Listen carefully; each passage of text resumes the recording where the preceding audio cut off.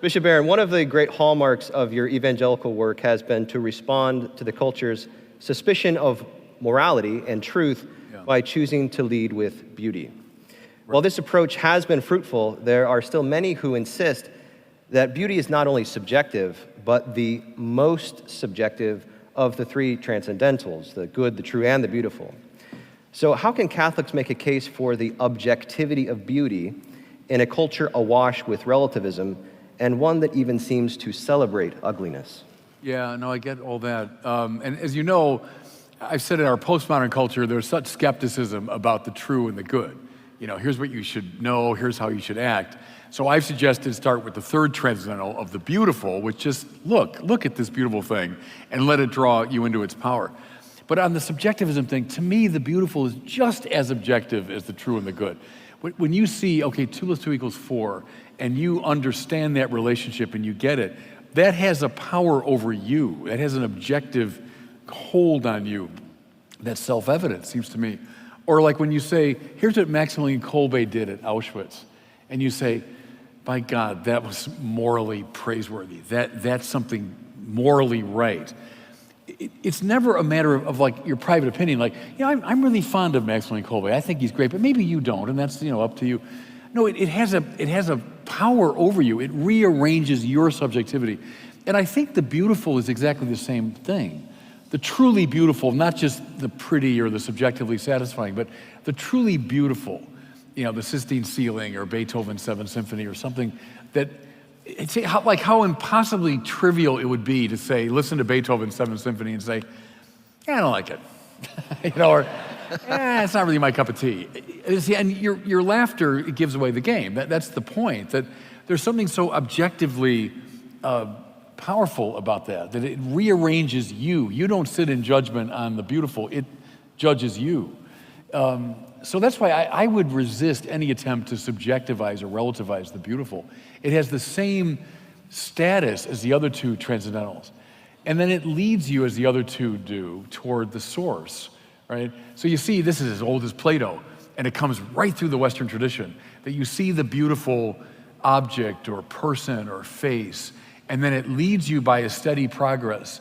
This Plato, right? Outward, outward, outward to higher forms of beauty, arranged hierarchically, until you come, he says in that beautiful image, to the open sea of the beautiful itself. Well, that's a deep instinct in the West, right? But if you subjectivize the beautiful, that whole project will not get underway. But when the truly beautiful grabs you, it starts leading you on this journey upward and outward toward God, I would say, the horizon of all beauty. So that's why I use it, not just decoratively, like, isn't that a pretty decoration to evangelization? I use it as an essential feature of evangelization. It's why things like Gothic cathedrals. When I was a kid, I was 29 when I went to Paris and began my studies, and when I went to Notre Dame for the first time, and it was the rose window.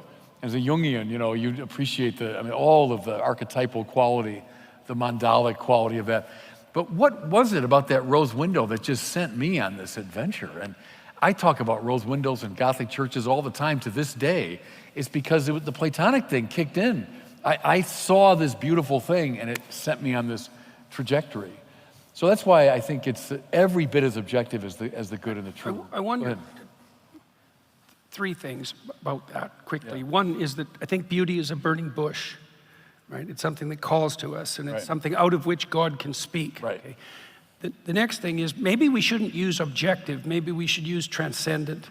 Because I think part of the reason that people object to that is because obviously beauty isn't as easy to characterize as the existence of a simple material object, right? So, but we could say transcendent, which takes it out of the realm of the subjective and still points upward. Yeah. But then I'll make a counter proposition to that.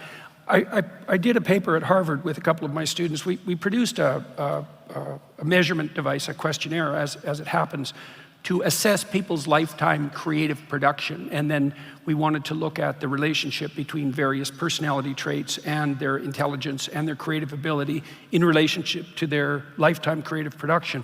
And in one of the steps, we had people make a collage out of a collage kit, and then we had artists rate the collage for its aesthetic quality. Yeah. And see, if you do that, so imagine you have multiple people rating the same production for beauty.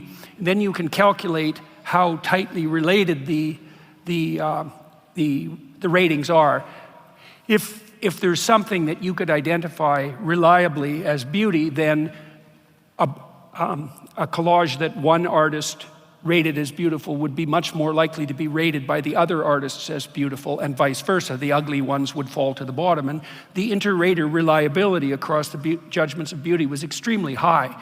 And so, it's not as high as you might say if you asked a bunch of people, is that black or white? But it was high enough so that you could extract out a single factor across the productions that you could call beauty. And so you could imagine that beauty is a category that has fairly wide boundaries, but that doesn't mean there isn't anything central to it. And then your claim is that it points upward, which I think is exactly right.